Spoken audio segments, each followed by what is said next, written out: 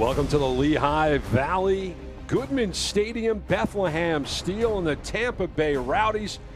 Bethlehem looking to punch their ticket to the USL playoffs. I'm Bruce Silverman along with Matt Stubbington. And Matt, these two teams have played once before. That's not going to matter. The only thing that does is Bethlehem needs to win or draw to secure themselves a loss, and they'll need some help.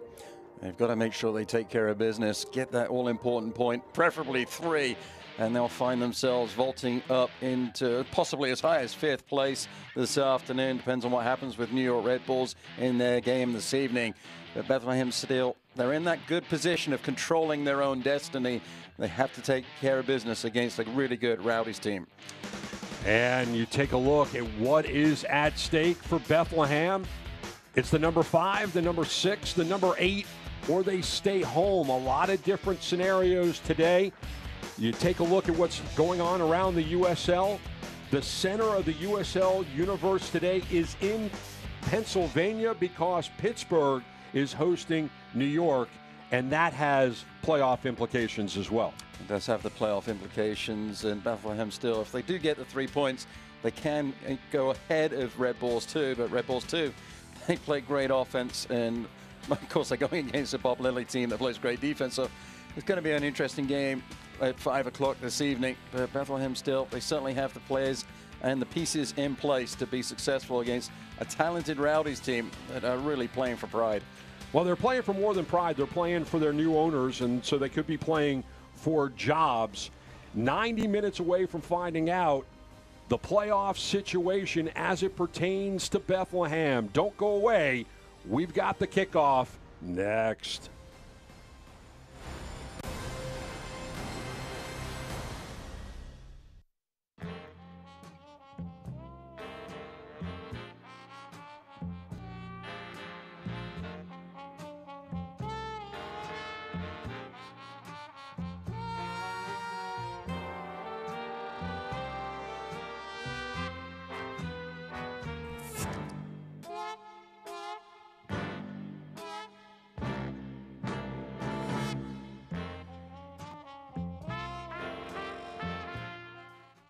Our family would do without TiVo. It doesn't matter if a show is live, on demand, or even streaming from Netflix. No more juggling remotes, switching inputs, or guessing who has the show or movie we want to watch, because it's all on one box. TiVo has great apps like Plex, which lets us stream home videos and music from our computers and phones. And with kid-friendly apps like Toon Goggles, I feel safe giving the kids a little TV freedom. And I can enjoy mine too.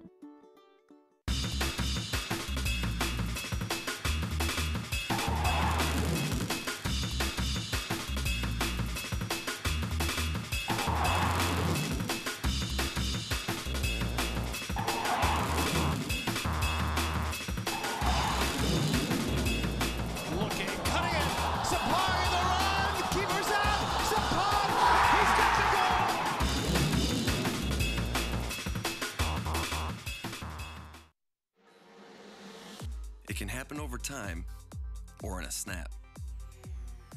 If joint or muscle pain has taken you out of the game, we can identify the root cause of your problem and develop a sport-specific treatment plan to get you moving again. Over 400 medical experts strong, the region's only nationally ranked program. That's Orthopedics in Action at Lehigh Valley Health Network. Welcome back to Bethlehem. Steel Rowdies about to get it on. The Rowdies may be the best non-playoff team in the USL. Bruce Silverman, along with Matt Stubbington. And Matt, take a look at the playoff pictures, at least going into today. And you look at right now, if the playoffs were to start, Cincinnati and Bethlehem would be doing battle. But Bethlehem really controlling their own destiny. They could be in Charleston where Indy is right now. They could be playing Pittsburgh like New York. Man, there's all kinds of scenarios. There are lots of scenarios. So the one thing we are sure of is 1 through 4, and it will be great to see how this all plays out, how Bethlehem Steel and New York Red Bulls 2 do. And then for the visitors, take a look at the lineup, see what Neil Collins is bringing to the table. It's going to probably look more like a 3-1-4-2 lineup, which is going to be interesting. It's not a formation that I'm familiar with Roseburn playing that holding midfield and then Taku pushing up into the attacking 4 spot of the attacking midfielders. And of course, there's speed up top with Taylor and Gonzati. Well, I'll tell you this. The biggest fans of the Tampa Bay Rowdies today, North Carolina FC. Well, I'll be hoping that the Rowdies can put 4 goals past this lineup brought out by Brendan Burke. It's a lineup that has been together for quite a while. The back 4 have been pretty consistent throughout, and certainly consistent throughout is number 45, James Chambers. He's a wonderful player, one of my favorite players to watch because he plays the game so simply, 1 or 2 touches and just releases the ball. And that's the way you move the ball vertically in the game of football. So there is your starting lineups for both clubs. And now we get the opportunity to get started, and you look at Bethlehem in the familiar home kits. They'll be going from left to right on your screen, and there is Sebastian Guinzotti, the veteran, been playing in Tampa Bay for a long, long time.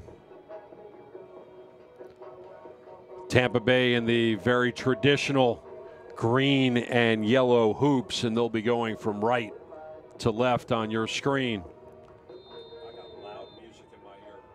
And we are underway here in Lehigh Valley. 56 degrees. It is a raw Pennsylvania day. The ball spending a lot of time in the air to start us up.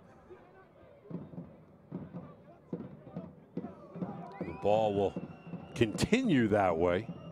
Finally touches the grass. Thought this was going to be a complete aerial attack. Thought we were going to play volleyball or badminton before we were able to play football, and that's over the top. And McCarthy has to be very, very careful that he stays inside the 18 on that. A little difficult with all the lines on the pitch. Pay attention to the yellow ones because they belong to the football match. Real to throw in. He gets it right back, flicks it forward. And now into the final third for the first time on the day, and that was a momentary trip in as they work backwards. Bizo now at his feet, sliding it forward. You see the referee in red today, that's Sergei Demyanchuk. And now working its way all the way back to McCarthy. Going into this match, we talked about the playoff implications, Matt. Bethlehem Steel needs a win or a draw, or they need to lose by a goal differential no greater than 3. Do you expect them to be the aggressors, or is Tampa Bay in this match to play spoiler? Oh, Tampa Bay certainly wants to play spoiler on North Carolina. I'll be hoping that for the 3rd time this season, Tampa Bay are able to put 4 or more goals past Bethlehem Steel, but it's going to be a really tough ask. And I think, though, Bethlehem Steel, their confidence is up. They've had a good run of form in the latter part of the season. They went on 2 runs of 3 wins in a row. And certainly, you would expect them to be the aggressor going forwards because they want to keep the control of their own fate. They don't want to be biting their fingernails and wondering whether they're going to be in or not. They want to make sure that they take care of business. Ball is ricocheting around at the feet now of Morad, and he goes backwards, and that could be dangerous. And Akira Fitzgerald has to come well out of his office to make sure that it isn't a play on him. Whistle stops play. It is Bethlehem's ball. That was really heads-up play from Fitzgerald because that was a terrible back pass.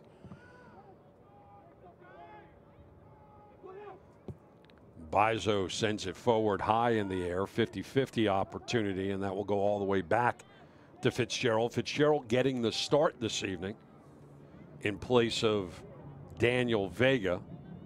Vega picked up a red card after the last match that Tampa Bay played, so he has the last game of the season off, and that ricochets off the body of Aronson. As a coach, it drives you nuts when your players talk themselves into the referee's notebook. When you talk yourself into a red card after the game has finished, that makes you even more frustrated as a coach. Taku trying to battle his way, keep it in play. He does. Earns the Rowdies the first corner of the game, and Leo Fernandez will go over and take this one. Look for number 88 to be a target man. As you take a look at Leon Taylor.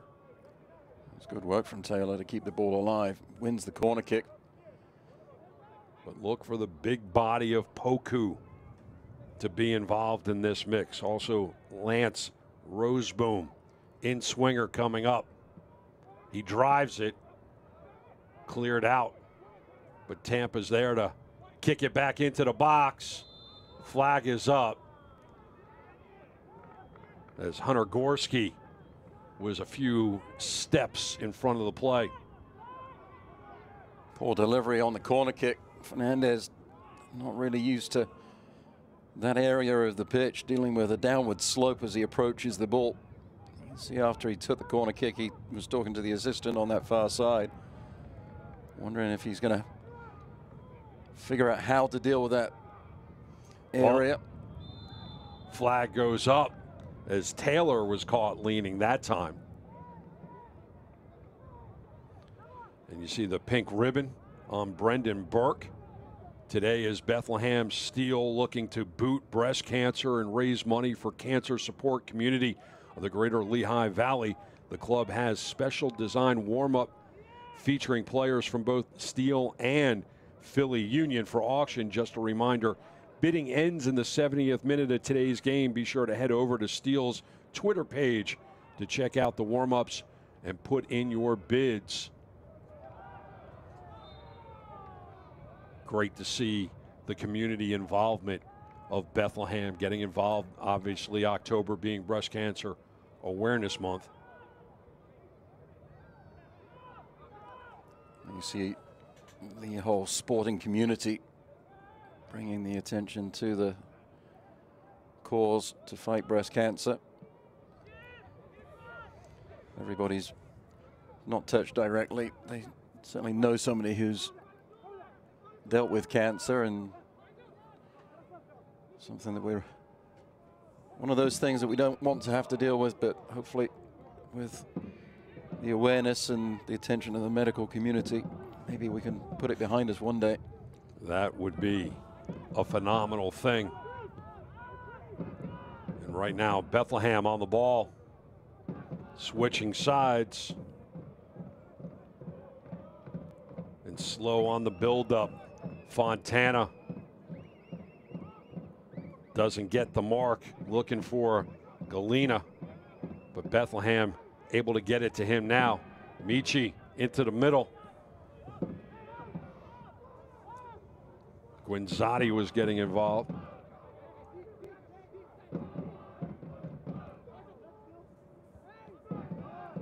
Bizo, and you see this pitch, and it's a little hard on TV to see exactly the condition of it. You had made mention before the match when we were looking at the conditions that the grass looks a little on the high side.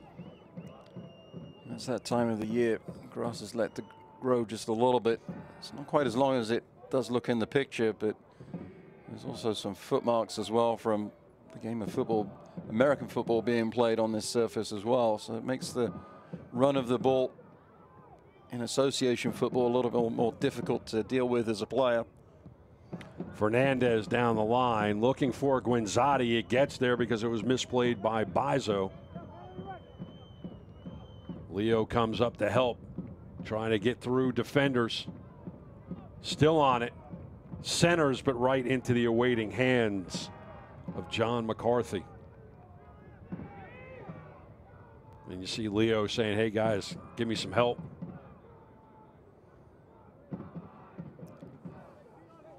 Nice run. Should never have got the ball. Bizo should have done a better job of intercepting the through ball. Bizo just couldn't put any pressure on as Fernandez gets into the box. Mahoney was able to cut off the angle. This time that will be ushered out by Diakite. And Akira Fitzgerald will kick this one away.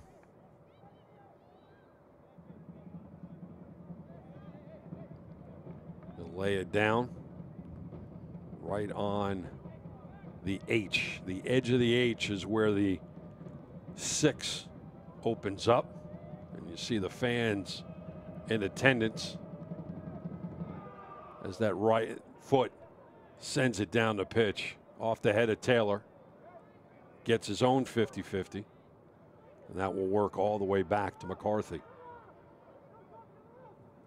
It's a long time since these two teams played each other. Back in March at Al Lang, it was a 2-0 affair in favor of the Rowdies. And the stat that really stuck out for me, Matt, 26 shots for the Rowdies, only 7 for Steele. Seemed like it was a chippy affair as well. The play now on the right side into the middle, slipping. And now working all the way back the other side of the pitch. And Fitzgerald 11 yards outside of the box. And Steele just taking their time. And finding the openings. Foot race. Diakite trying to usher it out. And he does. He gets the better of Chambers. Fitzgerald will right foot it away again. And you see Diakite and Chambers having a few words, and Sergey getting in there and just making sure they're not making dinner plans for later. Certainly wasn't dinner plans. Too much at stake for Bethlehem in this game. And Diakite still having a conversation. Diakite has put on some weight in the last year or so. Hasn't slowed him down, though. Big bruising center back. I put some weight on in the last year or so, and I've slowed down considerably. Not that I was fast in the first place. And I've tried to take it off into the box. Quinzotti turned on it, but the ball was actually well behind his plant foot and into the awaiting hands of John McCarthy. And you see McCarthy wearing the protective headgear. You usually see that with a position player. You don't usually see it with keepers.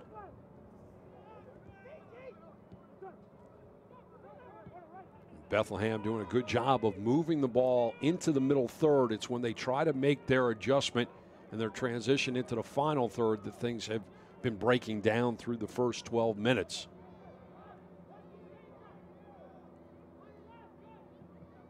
Off the back of Chambers. That's one way to pass it to yourself, Mr. Fontana. This sent forward for Herbers, but a little too heavy, and Fabian couldn't connect. And Diakite once again in the mix. With that added weight, he wasn't going to be moved off the ball from Herbers.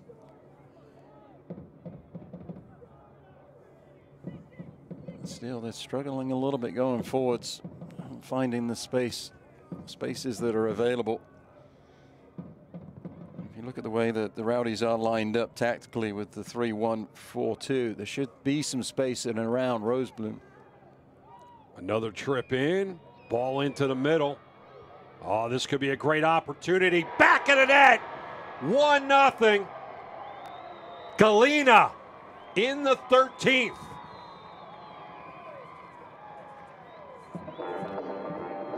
Well, we just made mention that they were struggling to find the space. They found it on that attack. Rosebloom was passed around by Bethlehem Steel. point of attack is switched. I thought Galena had taken one touch too many. He had enough time to measure the strike, put this in the back of the net. Great ball movement to set it up. Galena had plenty of time to make sure that plant foot was down, upper 90. And just like that, the team that needs the win to get out of that 8th spot on the table goes up 1-0. Puts the goal difference in their favor as well. That was great work from Brendan Harrison. Knew that he was going to be under contact. Was patient enough. Allowed the ball to run across his body and then get it on the toe poke out to Galena. And that was Galena's 6th on 2018, and another trip into the 18. And Diakite putting it in the air but not really clearing it out. Roseboom trying to find it. Fontana surveying his options. Aronson. And that stops play. Just snuck into an offside position as that ball was played forwards to Aronson. And Fitzgerald will kick this one away, but that's the way that Brendan Burke wanted his team to start, find those holes in the Rowdies defense and take advantage.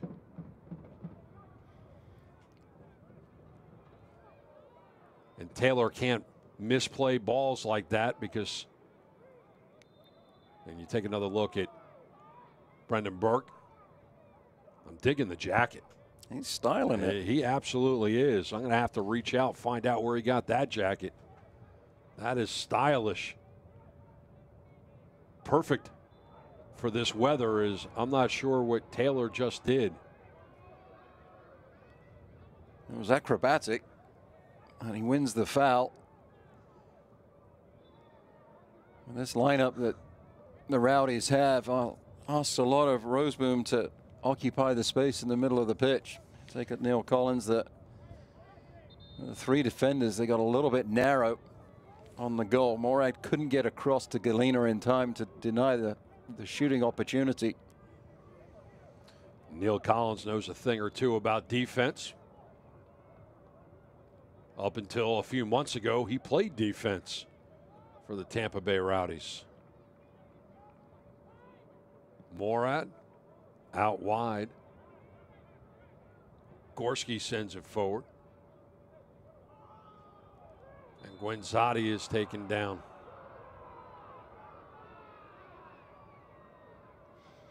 The foul on Moar, and it was actually Taku that was taken down. To say, I don't think that this was a foul in the run of play. It almost seemed like Taku stepped on Moar and went to the ground very easily. This is a great chance for the visitors on the set piece to try and get one back. We get to take a look at how this happened. Well, I take it back. When you step on a guy's foot, you are going to get whistled for the infraction. Poku will back off. Fernandez will go over and take this one. For my apologies to Mr. Taku. He definitely was fouled. In swinger, Leo's got some options. Drives it, ricochets around, and that's sent past the touchline by Taku. Need to get Poku involved if you're the Rowdies. He is a disruptor and a destroyer, and he has not been involved in this game at all. The only time that you've mentioned him, it really is a potential target on set pieces. And the delivery has not been of a quality to find Paku at all. Poku is a very strong, very talented player. Most effective when he plays in a true number 10. That doesn't exist today, as he's sharing the middle with Martin Vanguard, and Vanguard has really been quiet. Here's Herbers. Diakite in front of him. Turns on it, and Fitzgerald jumps to his left to pick it up. And that was too easy for Bethlehem. Again, really, it was a mistake by the Rowdies, allowing Bethlehem Steel to get down that left flank. Look at where Poku is. He's coming back very deep to collect the ball as he receives the pass there. That was really the first time he's had the ball at his feet in nearly 20 minutes. Gets another touch, and he'll battle with Fontana.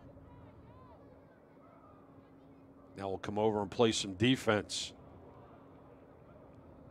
Tampa stands him up. There's Vingard. To your point, with him coming back so deep to try and get some service, he's not nearly as effective in the offense for the Rowdies. Congest the middle of the pitch, and essentially he's going to be fighting against 3 or 4 blue shirts of Bethlehem Steel as they surround Poku and get him off of the ball. For Poku to really be effective in a game, it's not only what he does when he's on the ball, but what he does when he's away from the ball. Because he's so dangerous, teams have to mark him. That's one of the things that I spoke to Brendan Burke about during the week. They have to pay attention to where he is at all time. You see Roseboom getting involved. Out for Fernandez. Bizo in front of him. Fernandez trying the give and go. Tampa has to work back just a little bit for Morad. Diakite will carry it to the right side, and you get another look at Afram Taku. That effort will continue. Tampa Bay going forward. Fernandez is stolen away, and that is not what Tampa Bay can afford to do.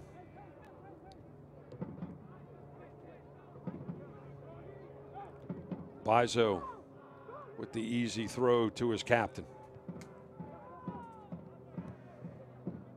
Now down the line.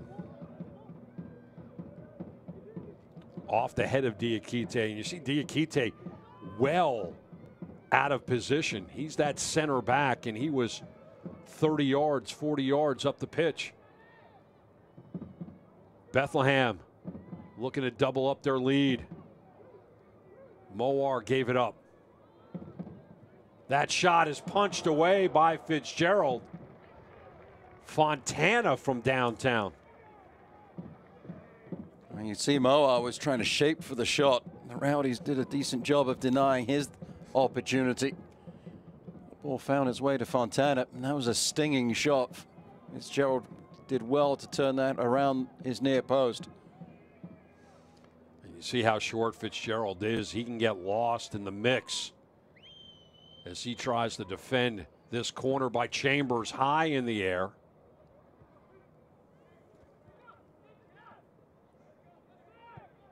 Mahoney sends it in, knocked away momentarily. Tampa Bay is able to clear, and Bizo has to go all the way back to McCarthy. Fitzgerald is listed as a generous 5'11" on his bio. It's unusual for a goalkeeper in this day and age. And when you say generous at 5'11", that's very generous. Height always goes up and weight always goes down.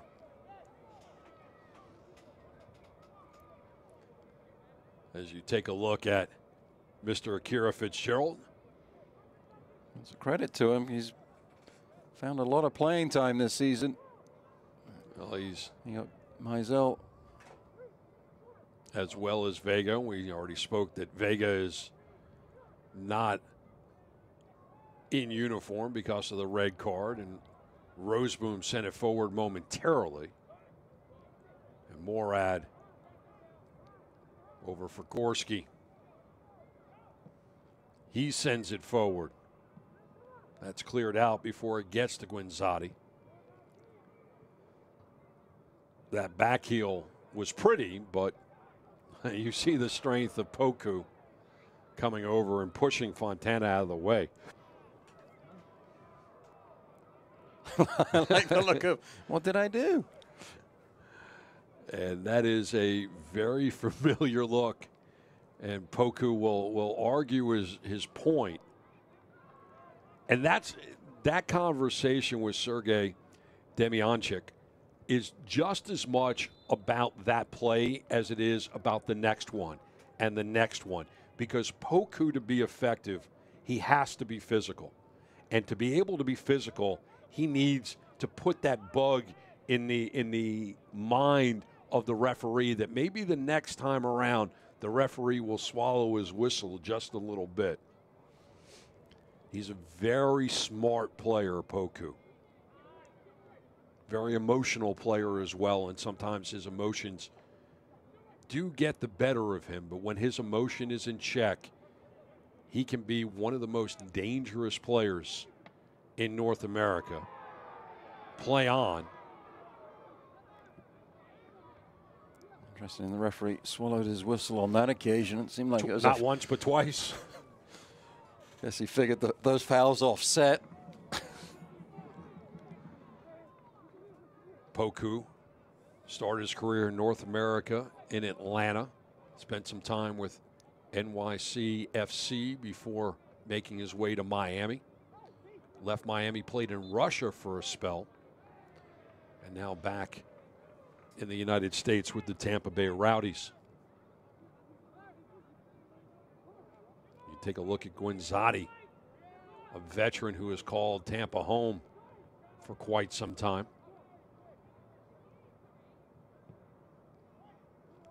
Neil Collins has a lot of firepower, Matt, on the bench if he wants to go that direction. You got guys, we're not even going to look at the defense because they're down by a goal, but you got Morel and Nanchoff, Jaime Chavez, and Joe Cole. Someone you know very well, spent some time on your side of the pond. He's a talented player and has a lot of experience. Would love to have seen him play for England a lot more than he did.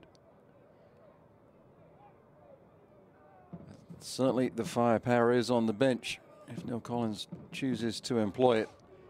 At the moment, I just don't know where the width is going to come from for the Rowdies. Stolen away by Vingard, and the whistle before Poku could be off to the races. You take a look at the brain trust of the Tampa Bay Rowdies. Disappointing season for them on the outside of the playoff picture on the last weekend as Diakite clears it out. And Moar with the quick throw to Fontana. Has to go back for Moar. Roseboom will cover.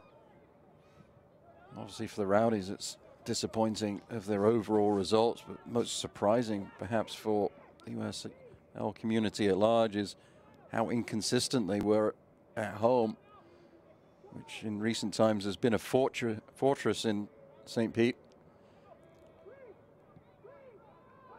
Beautiful playing surface in Tampa Bay. Beautiful venue right off the Tampa Bay. And very, very rabid fans, and we know that they're watching today, so hello to Ralph's Mob.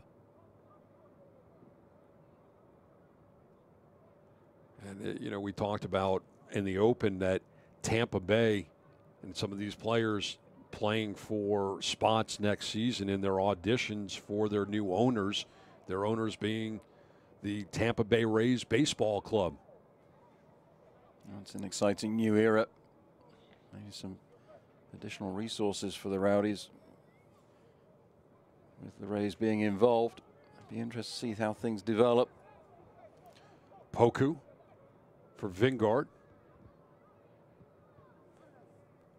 And the ball at the awaiting feet of Fernandez. Has to thread a needle. Set piece opportunity coming up as the push from behind is charged to Matt Mahoney, and the Barbasol will come out. You see there as Fernandez picks up the ball, that's the width that's there for the Rowdies, but there isn't any more width further up the pitch. because Fernandez is the midfielder. Normally, if you were employing a 4-back system, you would be able to then utilize an overlapping run, but Morad and Gorski are going to be very reticent to go forwards when you're only playing 3 in the back. And Poku will take this one, so the right foot of Poku chipping it into the 18. Off the body of Taylor. Taylor sends it out wide. Just outside the box. Now in it, Roseboom knocked away. Poku made a break on it, thought the better of it. And here comes Bethlehem on the counter. Running room on the outside for Herbers. Herbers into the center. And broken up by Poku. Fitzgerald has to clear. And there's that breakdown on the defensive end for Tampa Bay. Poku using his experience, knowing exactly where he needed to be to intercept the cutback. Herbers played it, really the only option that he had was that pullback towards the top of the 18, where he had some support. There's nobody else in and around the 6. And that will squirt all the way through to Fitzgerald, who will pick it up and send everybody forward. Before arriving in Tampa Bay, he spent some time in North Carolina with the club now known as North Carolina FC. And North Carolina FC are the biggest Tampa Bay Rowdy fans in the world right now, because they need Tampa to win by a goal differential of 4 or more, or their season is over. So I want to say hello to all the North Carolina fans. Fitzgerald, that was Fernandez for Taylor, and now Poku off the bar. The bar might have been dented. You might have to reset the goal. The strength of that man right there. Herbers off the bar.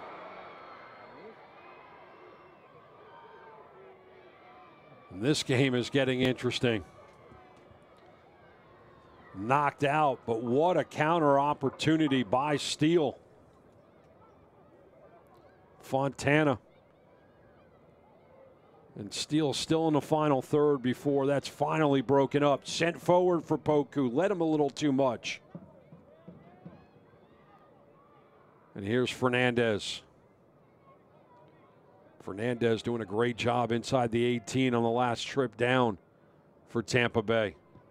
Just didn't work out as Poku rattled the upright.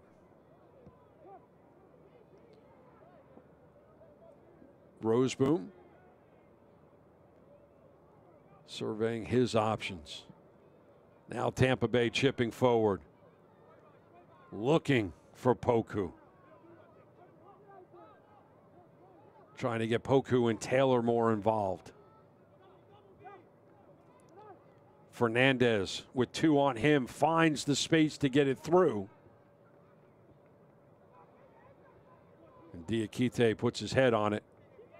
Foot race to keep it in play. And Morad has to go all the way back to his keeper. And Tampa Bay going in a direction they don't want to go, down by a goal. It came at the 13th minute. Galena, his 6th on the season. Another opportunity for Tampa Bay. Has to wait for reinforcements. And that forces the turnover for Chambers. Fernandez just inside the 18. Now out, sliding it forward. And that shot off the mark. He rushed it. Taku rushed it, and we get to take a look at the last sequence down the pitch. Taylor for Poku. And that rattled it, and then here comes Herbers, and that one off the pipes. Good goalkeeping by Fitzgerald to get out early and quickly to force Herbers off of his shot. But that was great ball movement from Taylor in the box, finding Poku. And that's knocked away. Poku was able to just take that little touch around the defender Real and thudded the shot across the woodwork. There was really end-to-end stuff. Both those chances happening within moments of each other. Morad sending it towards the corner. Guinzotti is the target man there. Taylor jumped in front of it. Not even sure if he saw Guinzotti. Got a boot on it, but sends it out of play. So Taku's getting further up the pitch. The Rowdies are getting their target players, or the wide players, I should say, further up the field. The best option might have been Vingard, who was calling for it, kind of sprinting in. McCarthy right-footing it down the pitch. The tactical formation that the Rowdies have, they have to throw Fernandez and Taku forwards to keep the outside players, particularly the defenders, Baizo and Real, occupied.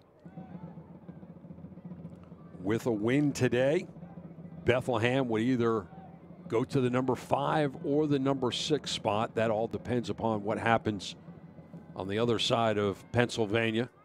A game in Pittsburgh between the Riverhounds in New York.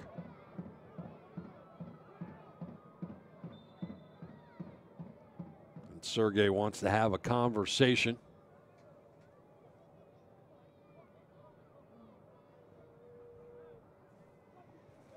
Having that conversation with Ofimo. And Sergey has not gone to the pocket yet. But got to have a feeling that he's getting closer in this match. The service in, not a good one and knocked away. Morad all the way back to his keeper. I don't think the Rowdies have had a good serve yet. What do you think the factor on that is? It just comes down to execution, and certainly in the corner on that far sideline it's difficult because of the slope, but in the actual field of play away from the corners it shouldn't be a problem. And that's knocked away, resulting in a throw for Neil Collins' club. I mean, it should be simple. You've got your big targets of Poku and the like. All you got to do is put it in the mix, beat the first defender, and really it seems like the Rowdies are just trying to do too much with the ball.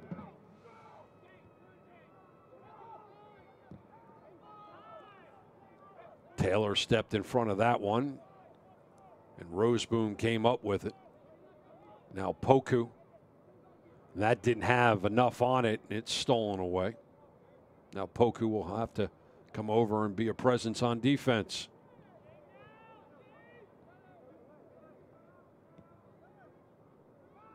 Patient ball movement by Bethlehem.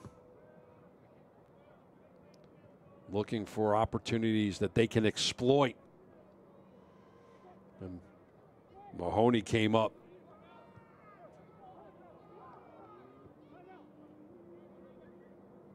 Vingard.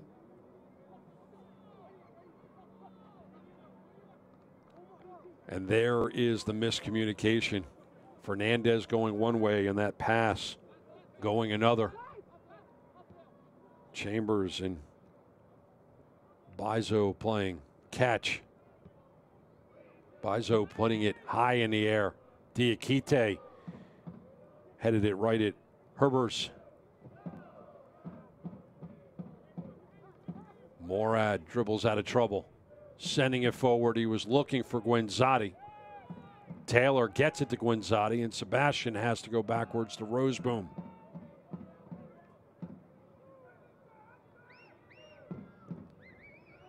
Tampa struggling to kind of string together those clean passes to take their opportunities on McCarthy. Diakite sending it forward over the head of Poku. Taylor giving chase, but McCarthy gets there first.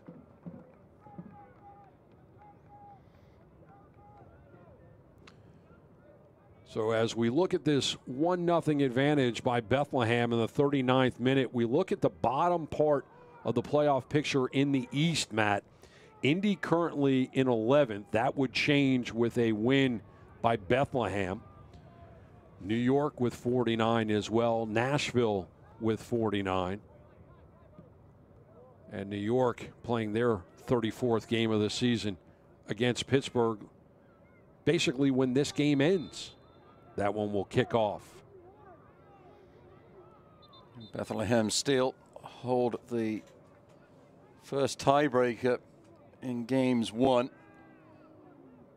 As it sits, they have 13 games won on the season. Red Bulls 2 and Nashville both have 12 games won.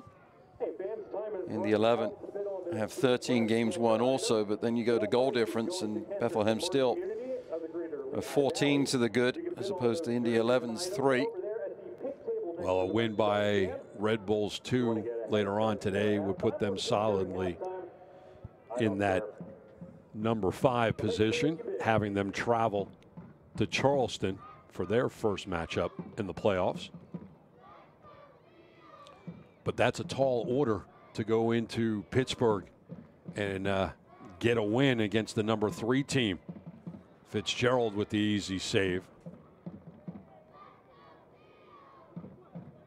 And he highlights it out to Fernandez, and Fernandez sending it forward. And Taylor can't come up with it.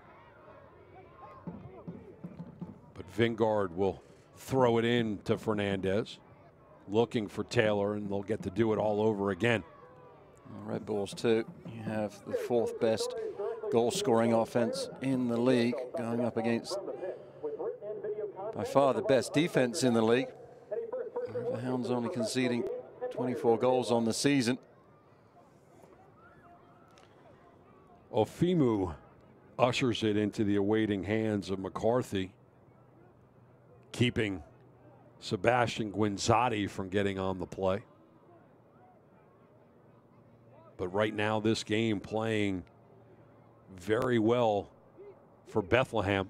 Up 1-0. That 13-minute goal by Galena is all the scoring on the day. And if the clock was to strike 90, that would be all that they would need to clinch a playoff spot. A win or a draw today would secure at least the number 8 spot. And that would eliminate North Carolina.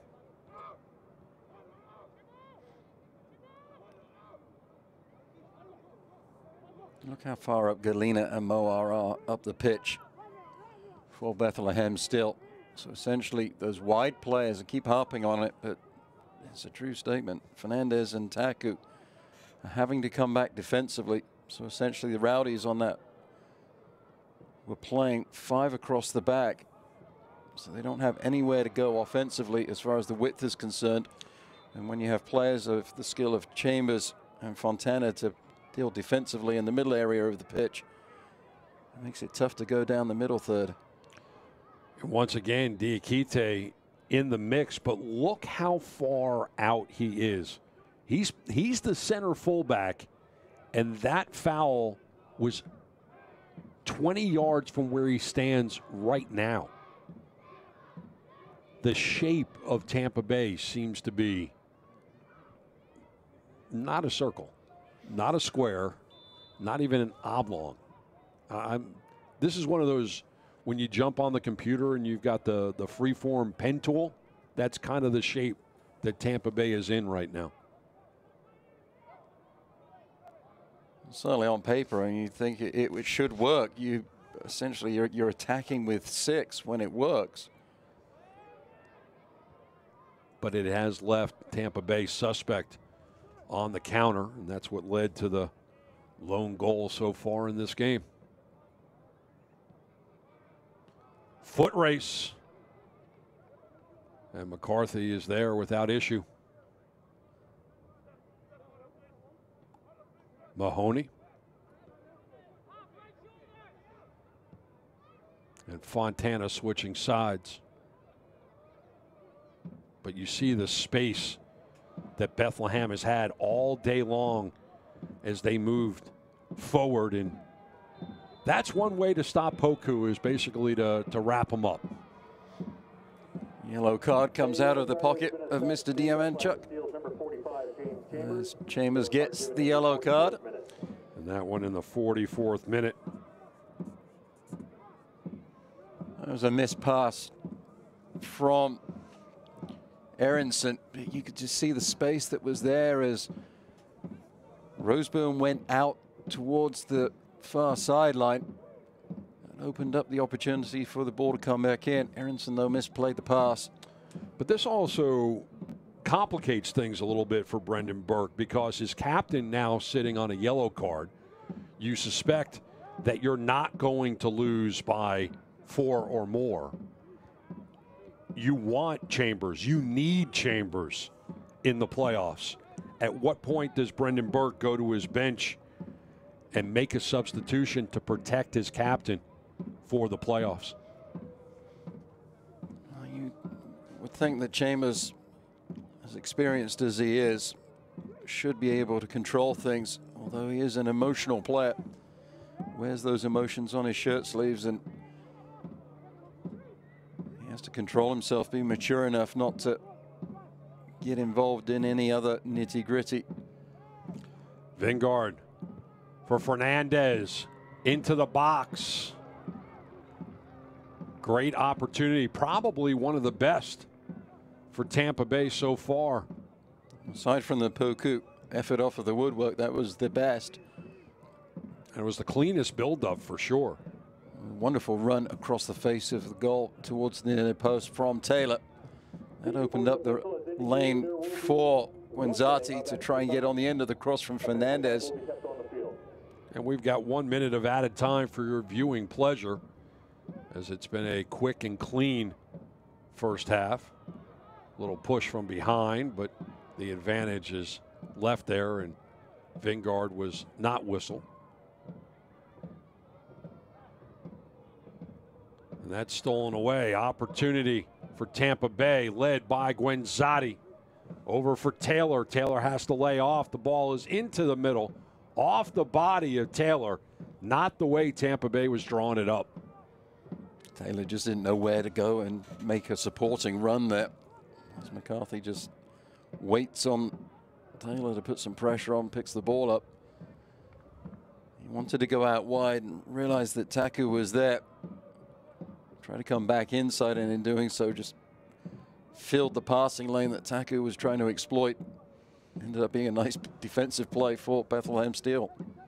We're in borrowed time now, and Sergei is going to let him play, and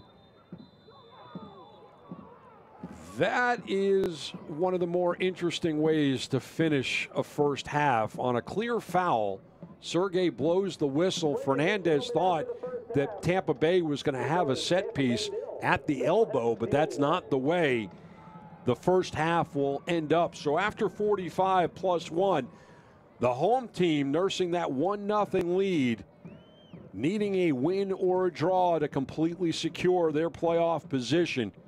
We're going to have a lot for you during halftime as we break down the playoff picture. Don't go away.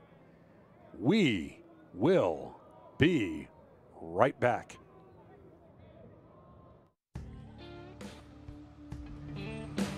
The heat will wear you out real quick. And we've been through some hot ones. It's very physical. You gotta take care of your body and stay hydrated because every moment matters. That's why I drink Advocare Rehydrate. I've got a job to do.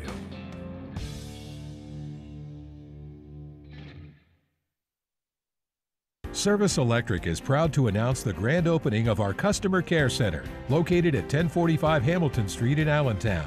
Centrally located in downtown Allentown, the Customer Care Center is closer for many of our customers to swap, return, and pick up equipment, make payments, establish new services, troubleshoot, and schedule service calls. Our center will have skilled customer care representatives available Monday through Friday from 9 a.m. until 5 p.m. and Saturday from 9 a.m. until 1 p.m.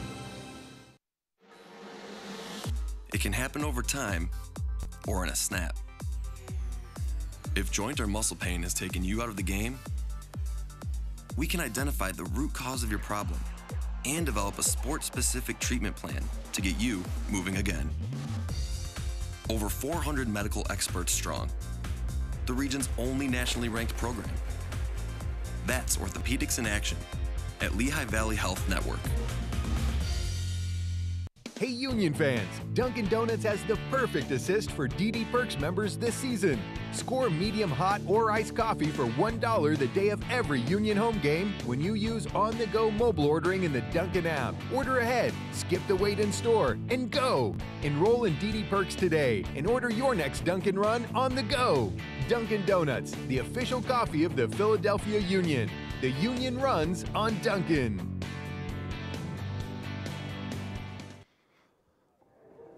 Welcome back into Goodman Stadium. Bruce Silverman, Matt Stubbington. 1-0 Bethlehem Steel over the Tampa Bay Rowdies. The goal came 13th minute by Galena. But time for us to take a look at the playoff picture. And it is still a little murky as we have two games being played inside the state of Pennsylvania. In this first matchup, you take a look at what could happen for Bethlehem. One of the options is playing Charleston. They've got a tie and a loss on the season. Oh, it's really going to be interesting because Bethlehem haven't actually beaten any of the top four teams at all. But the one thing they haven't done is that they tied Cincinnati. They tied and had the loss against Charleston. And they can't play Louisville City, but they did lose and tie against the boys in purple. So if they play Charleston, we just talked about it, a loss and a draw, only 1 point. You see not a lot of scoring in that series on the season. Bethlehem just needs to take care of business. They want to be in the playoffs. I don't think they really care if they're number 5, number 6, or number 8. This would be the matchup against Charleston. So it is what it is. Cincinnati could be a very interesting situation in the sense that they're one of the only teams in USL not to have a loss against Cincinnati on 2018. Cincinnati, I think they're 23 games unbeaten, so they haven't lost to anybody in a long, long time. And to be able to be one of those teams that have not lost to the eyes from Cincinnati, that's a real accomplishment, and that's a tough place to play in Nippert Stadium. But it's one place that Bethlehem still have had some success, so they will be confident if they end up playing the number 1 team in the Eastern Conference. So that would be the matchup if they were the number 8 seed. If they're the number 6 seed, they would be in Pittsburgh, and that would be an interesting derby to open up the playoffs. And that might be the one matchup that Brendan Burke does not want, because his team has not beaten the Riverhounds, have not tied the Riverhounds, and last time out they conceded 4 goals, and it was probably one of the worst performances of the year according to the coach. Yeah, that's a tough matchup, and you see this is the Cincinnati one, 3 goals each, but the shots favoring Cincinnati. And you know, we talked about the shots the first time that Tampa Bay and Bethlehem got together. 26 for the Rowdies, only 7 for the Steel. Bethlehem needs to shoot more. You cannot score if you don't shoot. Today they have had the better opportunities. They've had the better marches down the pitch, and right now they do have the lead. They do have the lead, but you have to be efficient in front of net, and that's something that they were able to do. But you know, statistically, when looking at these matchups, they've conceded a lot of shots to all 3 of the teams that we've been looking at. They conceded the shots to Tampa Bay last time out. So it is something that you can't afford to do if you are the Bethlehem Steel. You can't afford to be sponge-like and absorb the pressure, because in the playoffs it does only take 1 goal. And it's you're living to play on the counter-attack, which is fine, and they've done that well today. But you're inviting the pressure, it can be a problem. All right, 1-0 is the score at the half. Let's take a look at the USL.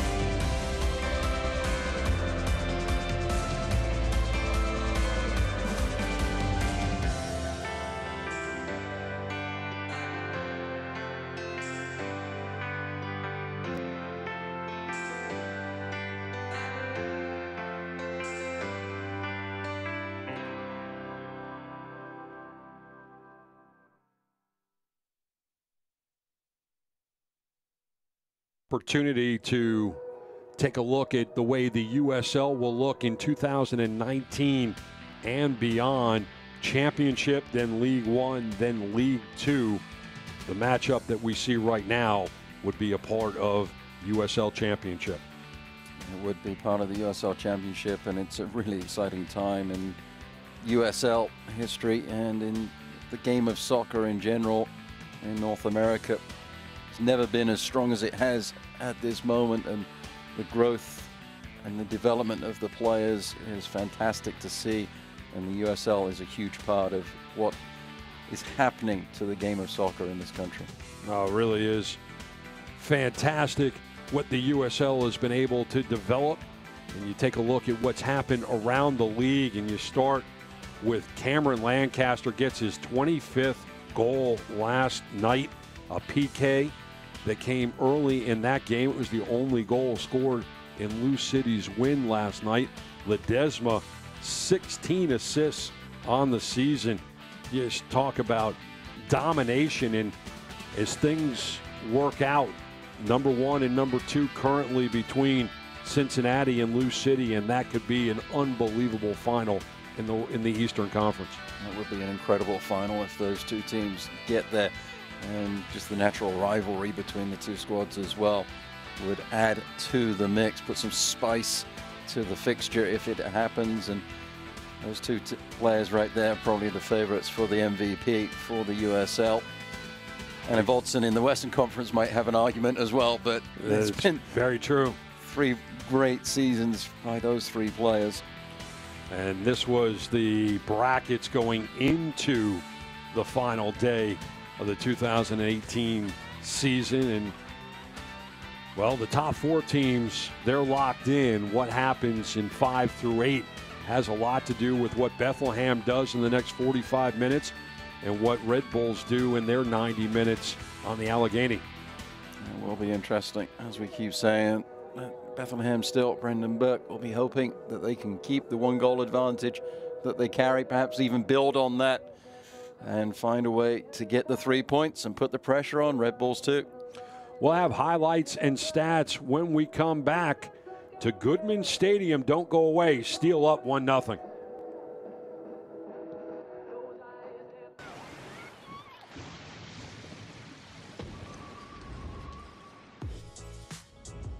This is St. Pete Clearwater, home to 35 miles of white sand bliss.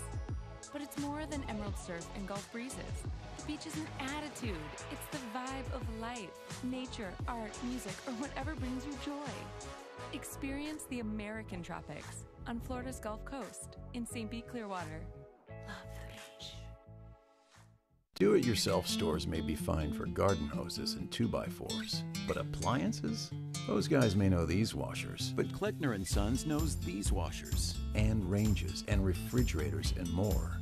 GE and GE Profile appliances are designed to reflect the modern approach to style, with clean lines and a streamlined look for today's kitchens. So for wood screws and wheelbarrows, go ahead, do it yourself, but for the right appliances at the right price. Let Kleckner & Sons do it for you.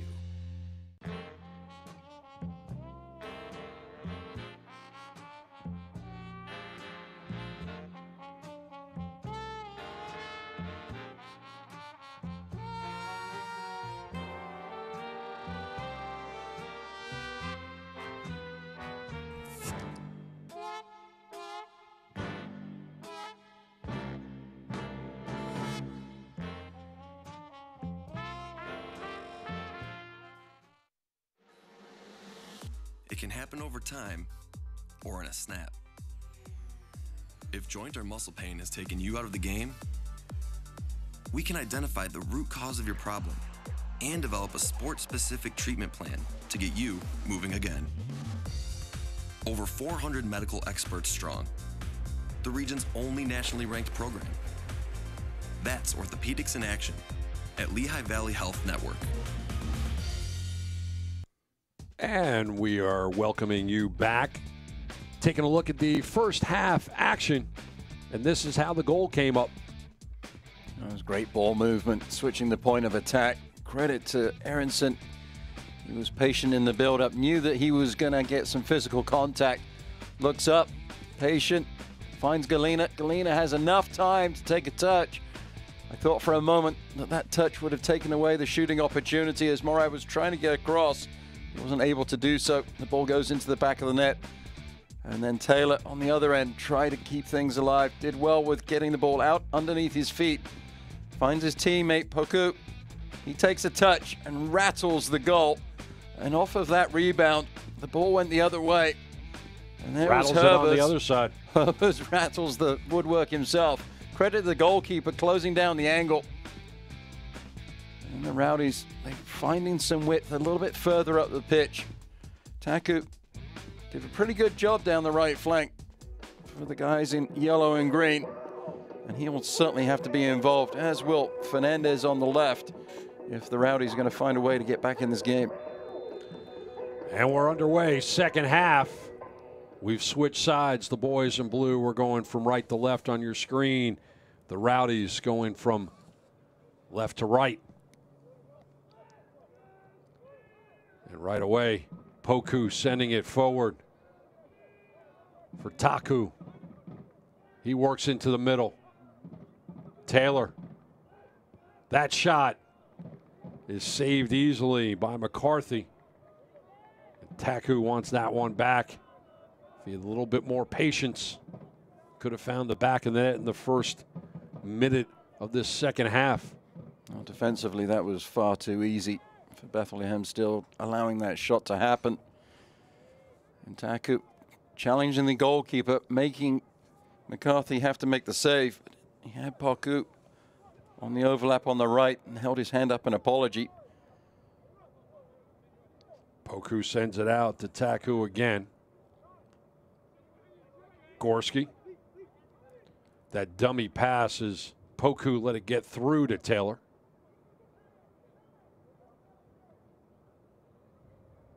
The ball will settle down as we're seeing Tampa Bay coming out of the dressing room a little bit more aggressive than they were in the first half. That's sent forward. Throw coming up for Bizo. I like the movement there between Taylor and Poku. Both players were going to occupy the same space. Taylor recognized that, held his run back, and then Poku, out of the corner of his eye, had seen where Taylor was, tried the dummy move, didn't quite come off.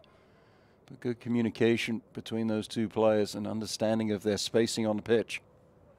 Roseboom comes up and picks up the loose ball. Tampa Bay just trying to find a way to get forward. Into the middle, takes it is Taku. Roseboom, Gorski. Now sent forward. Taylor was the intended target. He picks it up. Poku. Back for Taylor. Taylor slides it wide. Big save by McCarthy. Guinzotti will pick it up. He'll get it into the middle. Poku was the intended target, but Taylor got there first. And that's sent out. And Bethlehem will pick it back up, but very early on in the second half, you can see the adjustment that Collins made in the locker room. Well, the movement of the Rowdies just squeezes the back line of Bethlehem, still too narrow. The ball finds its way from Taylor out to Fernandez. It was a wonderful shot with the outside of the boot. But it was also a wonderful save from that man there, McCarthy, down to his near post. Probably would have been anticipating that ball flashing across the face of goal towards the far post. Fernandez with the outside of the left foot, challenging the near post area. Fernandez. And that's a wasted opportunity for Tampa Bay. But McCarthy having to be more active in the early moments of the second half than he was in the first 45 plus one. He won't thank his defenders. Brendan Burke will be a little concerned that the team has come out flat from the locker room. Diakite sends it forward. Chambers will take his time. Then go down the line. He was looking for Moar, but it doesn't get there. Tampa Bay will have the throw. Taku back for Gorski, and Hunter sends it forward. Gets it back. Gets Diakite involved. Fitzgerald, left foot.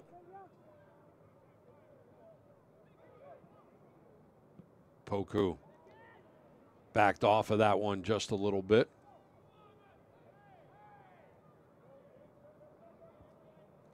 Bizo sending it up the line. Chambers now chipping forward. Roseboom, foot race. Sent it out of play before Aronson can make a play.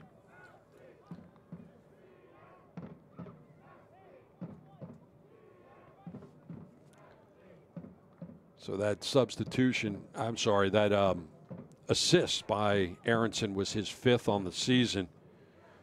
And the 6th goal of the season by Galena in the 13th minute. And there's your scoring update.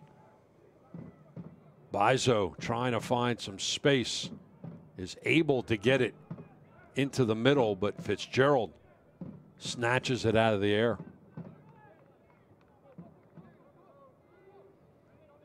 Gorski, he sends it forward. Good ball movement by Tampa Bay. And better defense shuts down that opportunity. Real going to turf. Had to win the sliding tackle. It was a little bit fortuitous with the bounce, but still, the Rowdies come. Taku centering. And the ball went over the line. Fernandez couldn't get there in time. We get to take a look at this one again. Good ball movement by Tampa Bay. Taku puts it up. And you're trying to get it to Poku, but Poku just couldn't get the hops on it. That was the right ball, put in the right area. Just the timing of the runs was not there from the Rowdies. Poku couldn't get close enough to the near post to time his leap, and Taylor was the player that played the ball out to Taku. Couldn't get into the penalty area and get around to the far post in time. McCarthy's just going to keep this ball as long as he possibly can. Take as many seconds off the clock. That's a dangerous game to play. Well, right now for Bethlehem, this game going the way they need it to. A win or a draw gets them into the playoffs. The only thing that would prevent them from making the playoffs would be losing by 4 goals or more to Tampa Bay. And when you're up 1-0 in the 53rd minute, you got to believe that Bethlehem is feeling good about their playoff opportunities. The question would be, where is their trip going to be next weekend? Will it be in Charleston? Will it be in Cincinnati? Or will it be cross-state in Pittsburgh?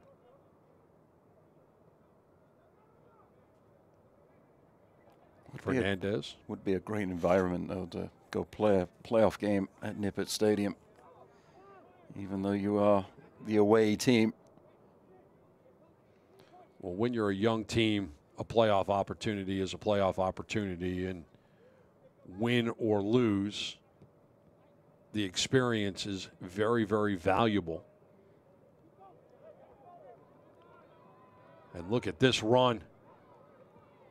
Knocked away, and Roseboom will try to pick it up. He does. Pulls up the brakes. Sends it out for Taku. Taku with some options to his left. Poku sliding it for Taku. He'll look to center. Outside the box, he does just that. And that's knocked away.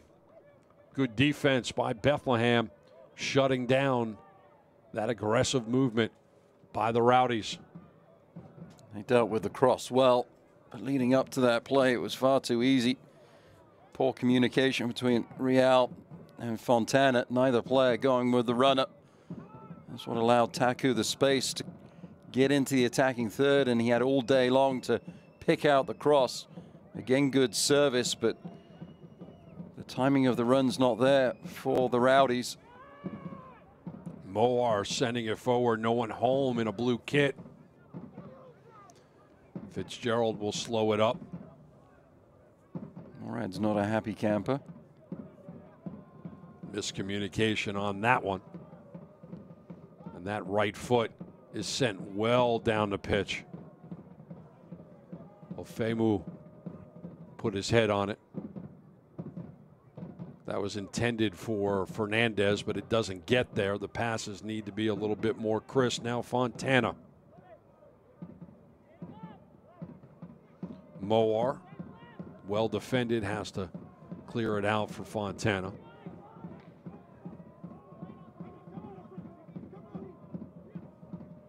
And Real will send it backwards. That's misplayed by Mahoney, and Mahoney has to get bailed out by McCarthy.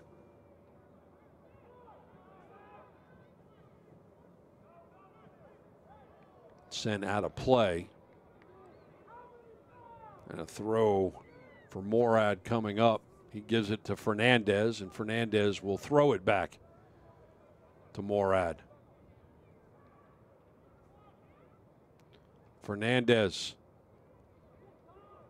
was looking for Poku. Poku couldn't handle the pass. Herbers gets it back. Feels a little pressure, has to give it up. Chambers now slides it forward for Herbers. And the attack is on for Bethlehem. Into the middle, intended for Moar. Fontana for Real. Herbers from distance, and Fitzgerald had to use every bit of hops he has to prevent that one from going into the net. Corner opportunity coming up for Bethlehem. Really good strike from Herbers. A wonderful save from the goalkeeper. Fortuitous on the bounce. He takes the touch. Lets the ball run across his body. Fires in the right-footed effort, and the goalkeeper had to stretch.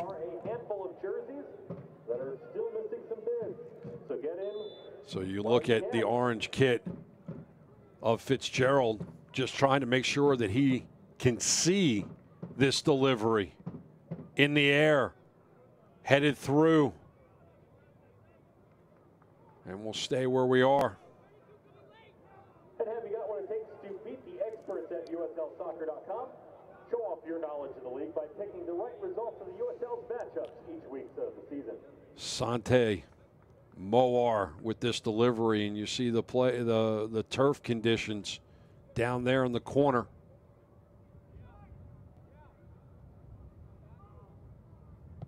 The service high in the air, well past the goal.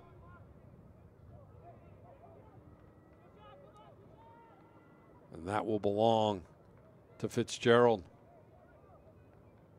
Nope. It's going to be a throw-in on that far side. Okay. I think it came off the head of Roseboom. So it will be a throw-in too. The way that the AR put the flag up didn't really appear like it was a throw or a corner, but that's what it is, a throw for Bizo. And now the flag is up, and it will belong to Fitzgerald. Today's Bethlehem Steel FC is looking to boost breast cancer and raise money for the cancer support community of the greater Lehigh Valley. The club has special signed warm-up kits featuring players from both the Steel and Philly Union for auction. Just a reminder, bidding ends in the 70th minute of today's game, so be sure to head over to FC Steel's Twitter page to put your bid in. Herbers turns on it, didn't get a lot on it. For those young ladies in the stands looking at their social media accounts or going over to Twitter to bid on the shirts, they got another 11 minutes to get those bids in. And why not? Good looking kits signed by not only Bethlehem Steel, but a couple players from Philly Union who once played here are involved in that opportunity as well.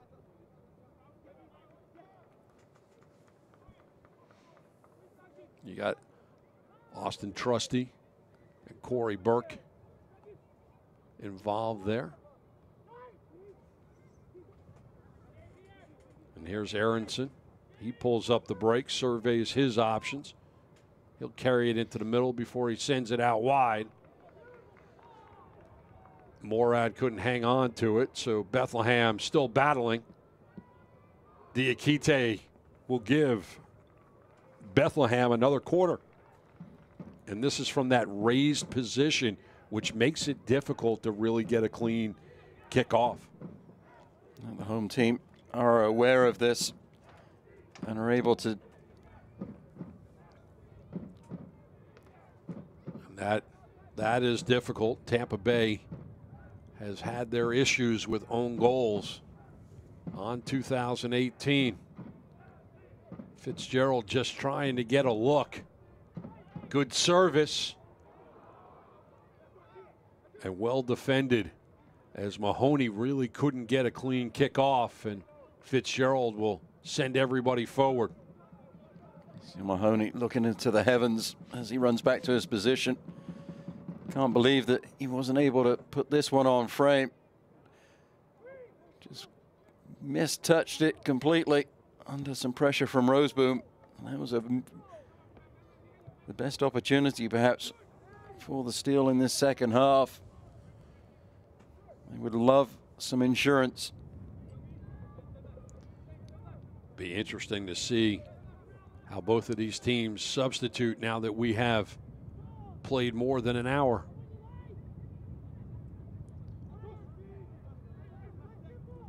So here's Taylor sending it forward. Now chipping, and Taylor trying to battle his way back. Sent to the turf, but Sergey will have none of it. The assistant on this sideline has indicated that it's a corner kick. Well, you know, Taylor wanted to point at the spot, and that doesn't happen as he got tangled up with Benu Fimu. So we do have the corner. It will be an in-swinger for Fernandez. He has Taku short if he wants to go that way. He drives it. And Taku sent it forward. It's knocked away.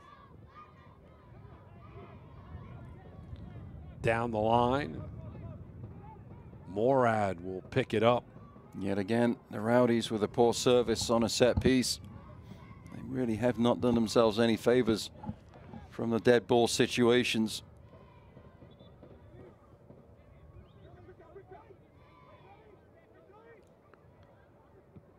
So Tampa Bay still looking for the equalizer as Roseboom goes back to Fitzgerald. And Fitzgerald right foots it well down the pitch. Poku. And here comes the attack from Tampa Bay. Into the final third, cleared out of the box by Bizo. That was a brilliant header as the target player from Taylor, finding the feet of Poku.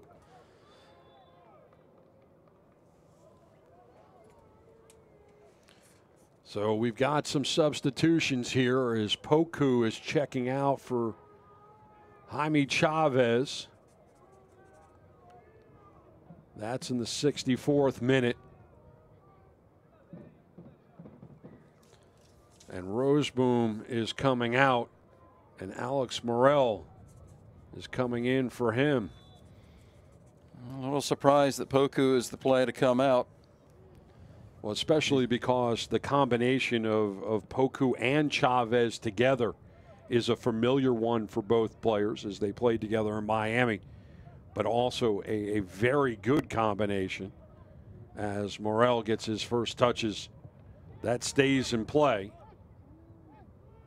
And Gorski will send it towards the box.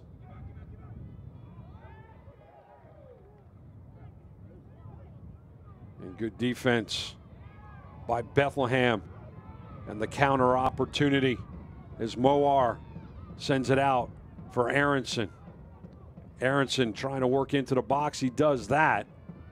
Slides it into the middle, but it's cleared out momentarily by Tampa Bay. He had Moar there at the top of the box, but hesitated. And that ball chipped forward, looking for Chavez. Chavez can score goals, and he can also assist on them as Chambers will start us back up. And number 88, Quadwell Hoku. Entering in their place, number 17. But I'm with you. I am a little surprised that Poku's day is over. Only one substitution remaining for Neil Collins as Bethlehem is blasting forward. Moar. Wow, what a stop. Team effort by Tampa Bay there, and Moar going far post, and it just doesn't get there. Morad comes up huge. Well, Bethlehem still reminding us how dangerous they are on the counter. It's great work from Herbers, realizing where Moar was, dummying the ball. And that's what you need to do as a defender. If your goalkeeper's beat, back him up. That's exactly what Morad did. Another corner opportunity. Into the air. Fitzgerald snatches it.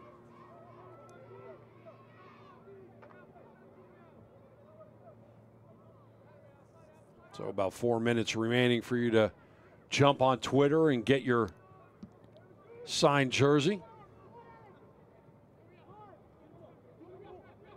With 24 minutes left for Tampa Bay to try to work out getting a point here. And Matthew Real slow to get up. Morel. Gorski. Vingard. And Tampa Bay stringing together some passes, but they need to be more effective in the final third.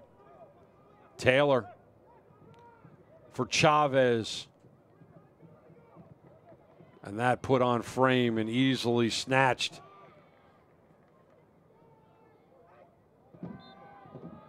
That little tug by Gorski gets the whistle as he was pulling on Sante Moar.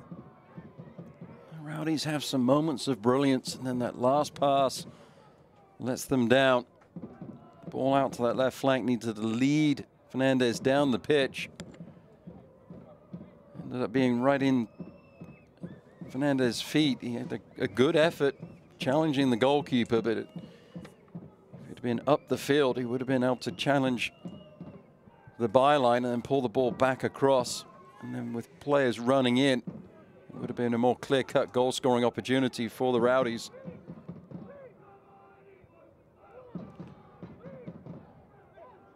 Rowdies finally pick up the loose ball. Taylor on his horse, trying to send it forward to Chavez, turning around on it. That on frame and right into the gut of McCarthy. Trying to get Chavez involved, but they just couldn't get it to him. And you look at Sebastian Guenzati. Guenzati has actually dropped back a little bit, playing more of a midfielding position with the insertion of Chavez, almost switching positions with the departed Poku.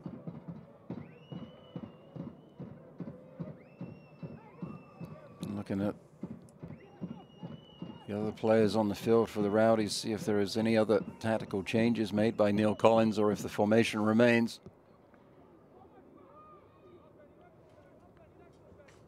Still remain with three in the back.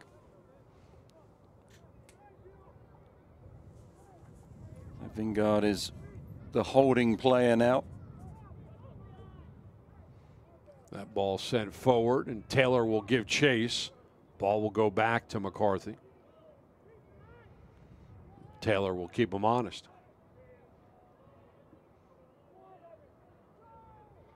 You look at Neil Collins in his first coaching gig.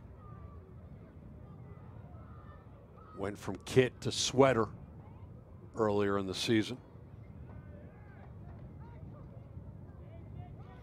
Where's the sweater? Well, looks a little thoughtful and pensive at the moment, though, does the Rowdies coach. Well, it's certainly weather.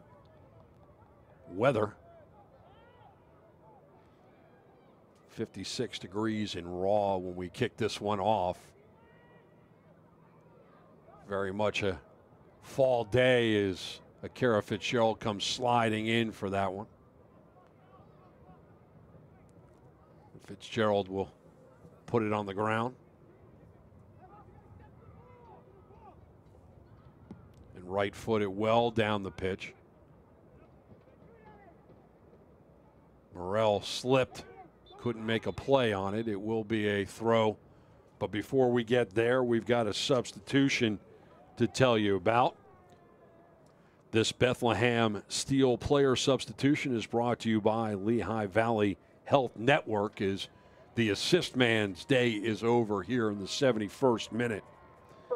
And Drew Skundrich is coming in for him. Skundrich for Aronson in the 71st. So Brendan Burke has gone to his bench for the first time on the day. Skundrich, a midfielder too. So I would be surprised if anything changes for Brendan Burke. Guinzotti was unable to keep it in play. And again, thank you to all the fans who bid on those special pink warm-up jerseys. As bidding has ended, the proceeds for the Food Breast Cancer fundraiser are to benefit the cancer support community of the greater Lehigh Valley. I am totally digging that jacket by Brendan Burke. I got to get one of those. That is sharp. And his team has played very, very sharp today. They're doing everything they need to do. They've been efficient. They've picked up the goal. They've defended well. It feels like they allow a lot of shots, but the majority of the chances that they do concede are from outside of the box. Well, they've forced Tampa Bay to come up the wings, and those centering passes have not been as effective as the Rowdies would want. So the quality of shot hasn't been up to the standard of what the Rowdies would expect. Vingard chipping it forward and nobody there. And Chavez will give chase.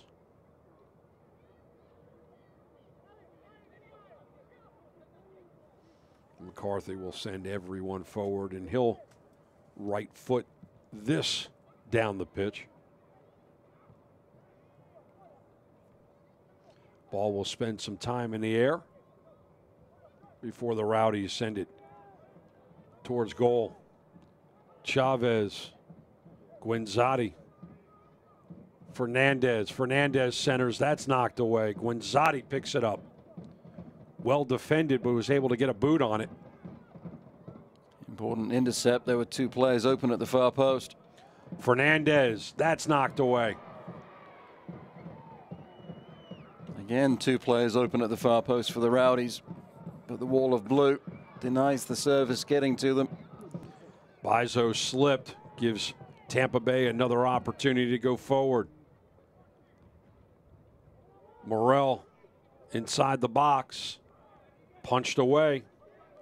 Foot race. Flag is up. It should belong to Tampa Bay. So Skundrich is slotting in a little bit more alongside Chambers. Fontana is still in that area of the pitch as well. The throw by Bethlehem. Taylor for Guinzotti. Guinzotti has Chavez in front of him, goes out to Fernandez. Fernandez sliding it to the right.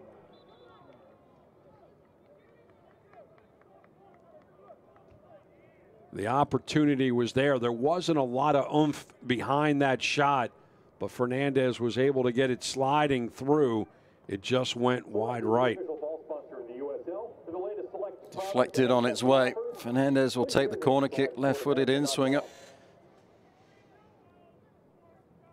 And that is another poor delivery by Fernandez. He hasn't gotten one from that side up in the air all day long. Team updates and highlights from around the league 24/7. Follow @USL on Twitter. Morad sends it forward. Herbers trying to connect with Moar.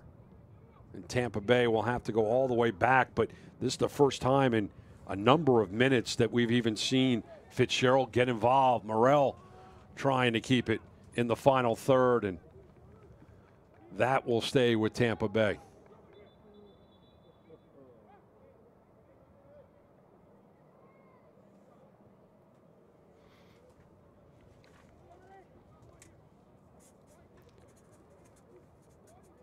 So Ferris for Herbers in the 76th minute gives me an opportunity to tell you that this Bethlehem Steel FC player substitution is brought to you by Lehigh Valley Health Network.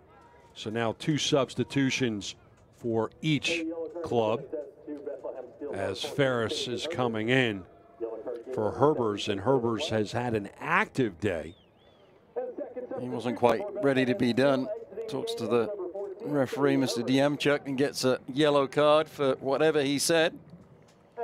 Oh, that's the exiting present. Get yourself on the stat sheet somehow, some way. So he gets the yellow card in the 76th minute. It's the second card of the day. Both of them belong to Bethlehem. And Anthony Fontana will give an opportunity for Sergei Demyanchuk to put down the Barbasol. Tampa Bay wanted to start it up a little bit faster, but Sergei has the final say in that. So Fernandez will set it down there. One-man wall in front of him, and that's definitely not 10 yards, but Sergei wasn't concerned about the back end of the Barbasol, and that ball is high in the air, and John McCarthy made it look a little bit more difficult than it was. Well, that's the first time Fernandez has actually got the ball into the danger area. Diakite was in the area of the ball. Goalkeeper was strong on the challenge as well. It's the best service that we've seen from the Rowdies this afternoon as far as the set piece is concerned. Really haven't had many set opportunities from inside the pitch. Most of them come in the form of a corner.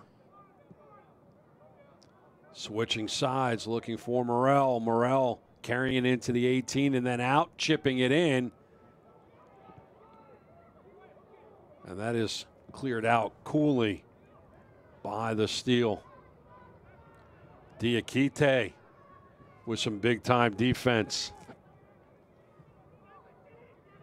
Fernandez again involved in the play on that far sideline, playing the ball back across. It was the right idea, but the delivery was just behind the onrushing Rowdies players coming in support. That ball sent long distance. Doesn't make the mark, but Diakite, look at this. Look how far up the pitch he is, drawing that whistle. Ferris on the infraction. Diakite trying to start it fast, and Sergei has other plans.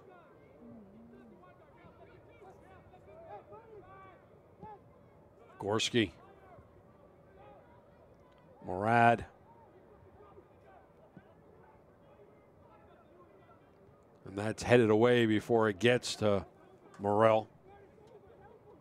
Gorski and Morrell playing catch. Gorski was trying to send it down the line, but sends it out of play. Time running out on the Tampa Bay Rowdies season, and Bethlehem in a very good position to clinch their playoff spot. The only question will be, will it be the 5, the 6, or the 8? And a lot will depend upon what happens between the Riverhounds and the Red Bulls. That shot from distance deflected, but easy save for McCarthy, and he'll just toy with Leon Taylor. And you get another look. It's either 5, 6, or 8 for Bethlehem. North Carolina's chances of playing in the postseason are almost gone, barring some kind of scoring spectacle by the Rowdies, which, if the last 10 minutes are anything like the first 80, that is not going to be in the cards for the boys from Cary. And Moar is down. Huge collision in the midfield. The Rowdies, they have the ability to be an explosive team offensively. They've shown it a couple of times this season, but 5 goals in 10 minutes. I don't think I've ever seen that in my days of watching the game. And we get to take a look at how Moar ended up on the turf. The captain with the hip check, a little bit more like he was playing for the Lightning than the Rowdies. This ball over the top, and Fitzgerald has to stretch out. Ferris trying to get into the action. He checked in 5 minutes ago.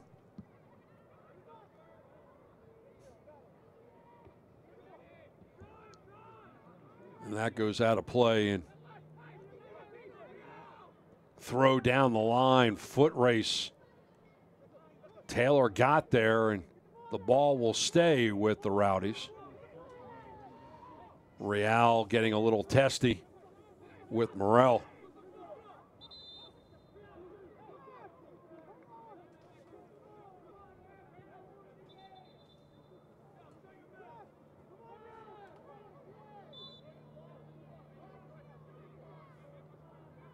I think that's probably his final warning.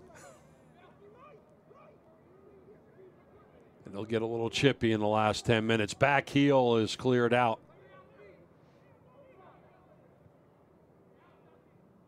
And that goes out of play, and the ball will stay with Tampa Bay. Morrell trying to dribble out of trouble. Knocked to the turf. And another set piece opportunity coming up for Tampa Bay in the 83rd minute. Right now, the Rowdies playing for pride, trying to get a point out of this one.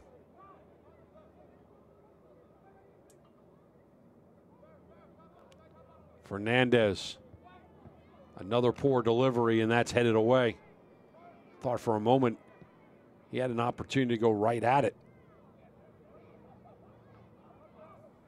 Tampa has to retreat a little bit before it's sent forward. I don't understand why the Rowdies aren't asking somebody else to take these set pieces. Fernandez being as poor as he has been this afternoon. Jaime Chavez came in 18 minutes ago, and he has not really been involved.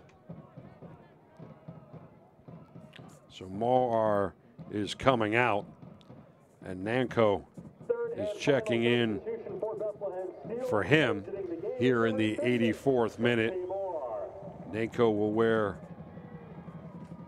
number 37. This Bethlehem Steel FC player substitution is brought to you by Lehigh Valley Health Network. And so Bethlehem will go with this 11 for the next 7 minutes or so. Tampa Bay can make one more substitution. I guess the question that everyone paying attention to Tampa Bay is wondering is, will Joe Cole make an appearance in the last game of 2018? Taylor for Fernandez. Fernandez looking for Chavez, out for Morrell. Morrell chipping it forward. It was intended for Chavez. Chavez His knees buckled as he watched the ball go over his head. Almost felt like Morrell was between two stalls there, whether to take the shot or chip it in towards his teammates. And in the end, did neither. John McCarthy will kick it away. We've seen this movie before.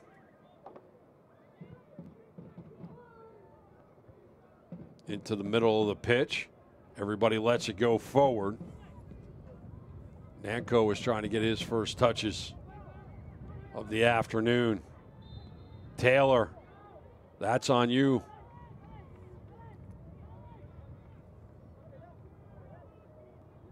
And there is the answer to the trivia question. Joe Cole will be checking in. And he will be coming in for Taku. So Joe Cole will play the last 5 minutes of 2018 in Bethlehem. And there is the wily veteran from the other side of the pond.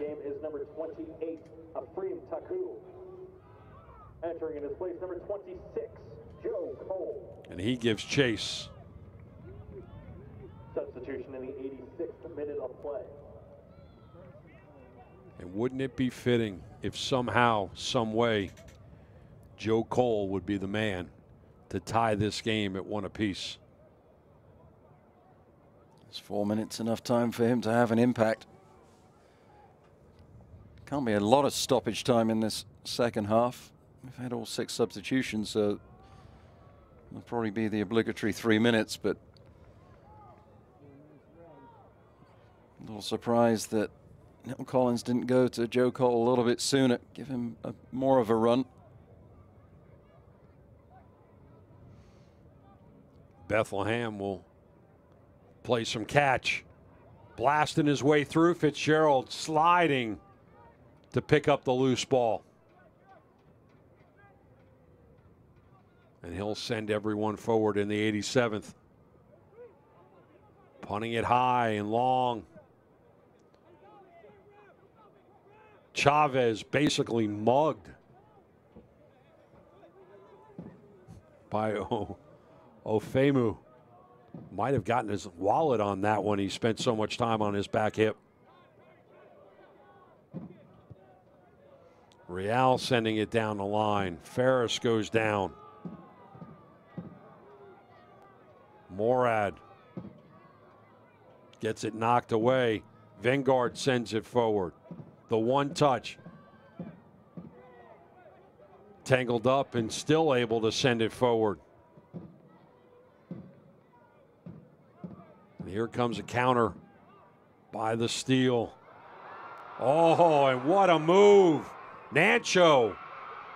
And that just squirts past. Fitzgerald couldn't hold on. Nancho. Chris Nanko doing a great individual effort, not only to stay on his feet, but to get the shot off. And Fitzgerald saves the goal, but he doesn't save the corner kick opportunity. This was great work from Nanko. Morat grabbing the hips. Nanko staying on his feet. This is good refereeing from Mr. Diamanchuk, allowing the advantage to continue. A little surprised he didn't go to his pocket, though, pull out the yellow card for that infringement on Morat, even though the free kick was not given.